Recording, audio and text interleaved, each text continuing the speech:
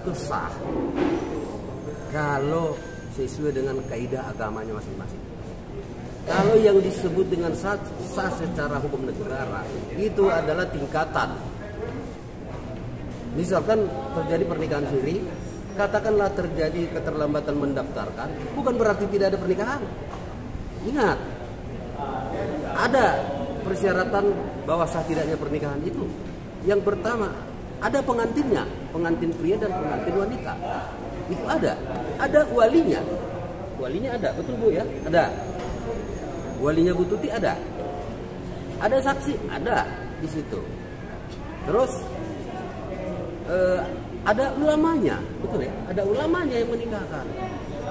Masa iya seorang ulama sembarang menikah? Nggak mungkin. Apalagi itu adalah tujuannya mulia semua. Jadi kalau dia minta pembuktian, sudah akan kita buktikan. Tetapi saya himbau sekali lagi, tolonglah kesadaran. Tidak usah buat polemik di sana ke sini, konferensi pers di sana, podcast di sana. Saya kira kalau toh mau menyelesaikan masalahnya, silakan duduk bersama, biar saling menjawab.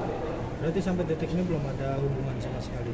Ada hubungan, tetapi kalau namanya untuk konfrontir seperti ini, duduk bersama kita dampingi, belum ada. Saya menginginkan malah di KPAI, karena kami sudah melaporkan ke KPAI.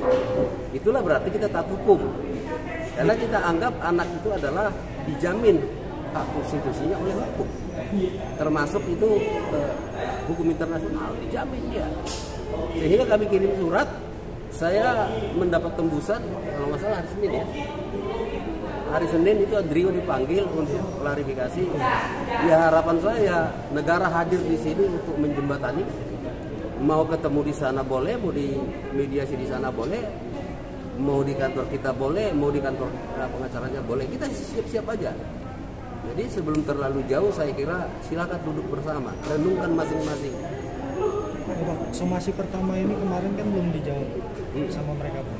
Apakah akan ada? Saya bilang kalau somasi tertulis kemarin kan tidak kita layangkan resmi karena apa? Pertama kita tidak tahu alamatnya. Ya, jadi kita langsung ke lembaga suara yang menaungi dia. Kita coba tanya di situ juga tidak bisa memberikan penjelasan yang konkret. Sehingga dari situ kita langsung ke KPAI. Ya, karena kita anggap adalah KPAI adalah lembaga negara yang memfasilitasi kalau terjadi penelantaran anak, kalau ada masalah rumah tangga, terutama terhadap anak, itu penting di KPAI. Jadi itulah makanya kemarin surat somasi resmi itu tidak kita kirimkan karena alamatnya kita tahu. Bu Tuti saya tanya alamatnya di Riau mana, saya nggak paham Pak, tapi saya pernah ke sana. Itu jawabannya. Nah, saya sudah sampaikan tadi. Anggap ini saya somasi secara terbuka. Silakan deh lakukan yang terbaik. Anggap ini sudah didengar oleh dia, apalagi dia sudah ditunjuk kuasa hukumnya. Silakan bisa kontak saya juga atau langsung ke Bu Tuti. Itu adalah buat kami udah kami anggap somasi.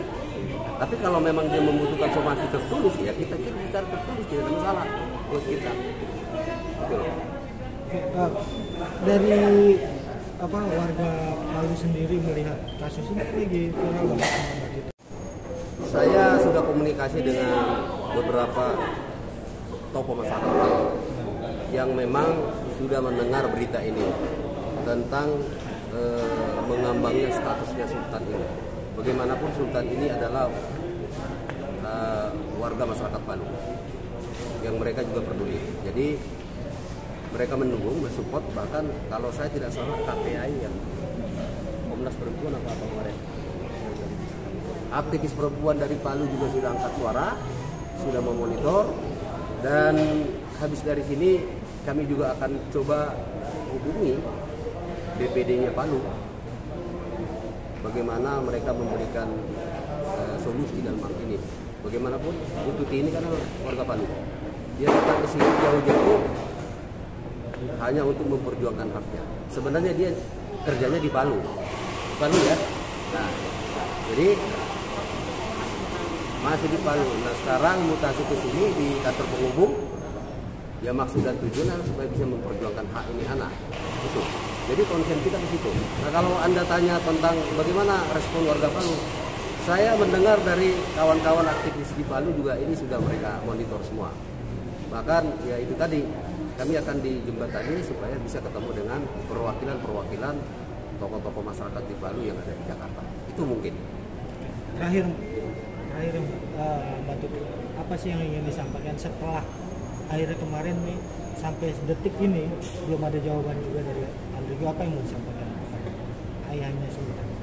Saya ingin menyampaikan buat Andrigo, saya udah terlalu dipermalukan lah. Sudah semua melihat statement dia bahwa seakan-akan saya itu perempuan yang bikin hidup dia itu waktu itu memang benar-benar terpuruk sampai dia lari dari saya, meninggalkan saya, dan dia ngomong saya menyikap dia, saya tenaganya itu tenaga perempuan loh. Di dalam rumah itu ada kedua orang tua saya. Kalau overprotective mungkin pada saat itu waktu itu saya bawaan hamil ya. Tapi kalau dibilang seperti itu cuma saya yang bilang, itu saya nggak terima. Karena saya pun di Jakarta ketika aku mendapatkan job, dia keluar, saya dikunci di dalam kamar. Gak dibolehin keluar. Jadi saya tanya, kenapa dikunci? Kalau kebakaran saya bagaimana? Nanti saya mati. Katanya jangan, saya bawa aja ke dunia, karena takutnya nanti saya masuk dinas laki. Jadi pikiran dia itu mungkin karena ada doktrin dari orang, sampai dia berpikir saya ini perempuan gak benar. Sampai dia berpikir pada saat jalan sama dia, saya jalan juga sama laki-laki. Sampai saya bersumpah sumpah. Dan ada yang diomongin dia bahwa pada saat itu dia mau menjemput saya, tanya saya di mana. Tapi ketika itu saya tidak ada. Memang saya lagi ada urusan pada saat itu. Dan saya merasa risih karena kenapa? Dia samperin ke kantor saya. Kan malu kalau disamperin terus kayak gitu. Terus di sini dia ngomong saya yang overprotective banget, takut kehilangan dia. Padahal sebaliknya dia pun lebih dari orang negur aja saya. Kalau kita orang Sulawesi kan kalau negur